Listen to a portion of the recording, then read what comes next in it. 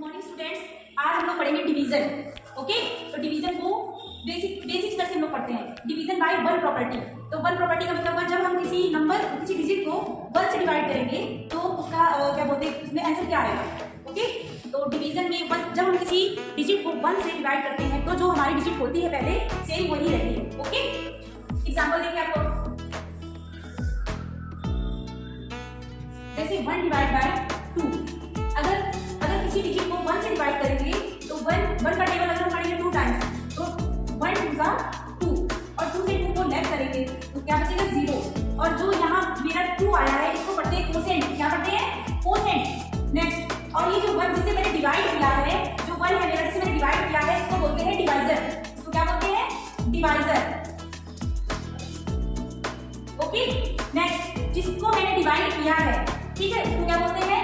Dividend. क्या बोलते हैं? डिविडेंड। डिविडेंड।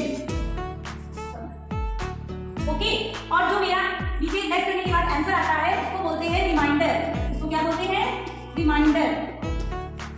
ओके, फिर से समझ लीजिए आप लोग, जिससे डिवाइड करते हैं जिस डिजिट से उसको बोलते हैं डिवाइजर, और जिसको डिवाइड किया जाता है उसको बोलते हैं डिविडेंड।